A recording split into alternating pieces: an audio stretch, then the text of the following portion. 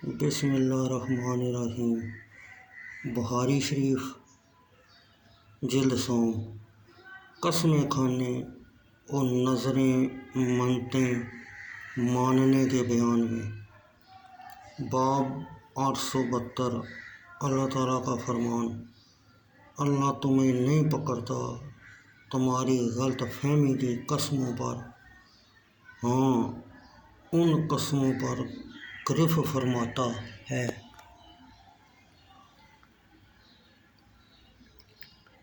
جنہیں تم نے مضبوط کیا، تو ایسی قسم کا بدلہ 10 مسکینوں کو کھانا دینا، اپنے گھر والوں کو جو کھلاتے ہو اس کے اوسط میں سے، یا انہیں کپڑے دینا، یا ایک بردہ آزاد کرنا۔ تو جو ان میں سے کچھ نہ پائے تو 3 دن کے روزے، یہ بدلہ ہے تمہاری قسموں کا۔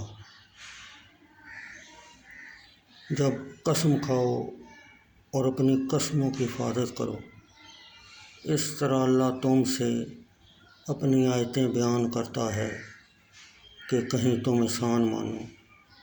سورہ مائدہ آیت 89۔ بخاری شریف جلد سوم، حدیث نمبر 1531۔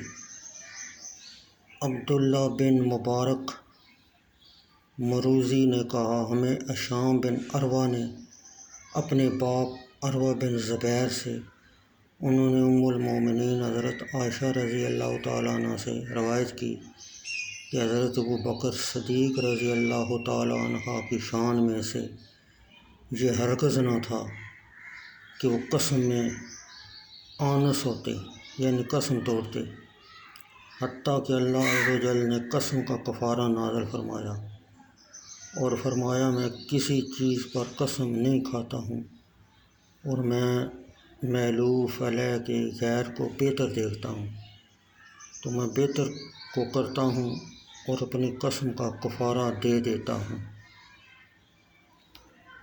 بخاری شریف حدیث نمبر 1532۔ جریر بن حازم نے کہا، ہم سے حسن بصری نے بیان کیا، انہوں نے کہا ہم سے عبد الرحمن بن سمرہ بن حبیب نے بیان کیا۔ عبد الرحمن کا نام عبد کلامی تھا۔ نبی اکرم صلی اللہ علیہ وسلم نے ان کا نام تبدیل فرمایا فتح مکہ کے دن اسلام لائے۔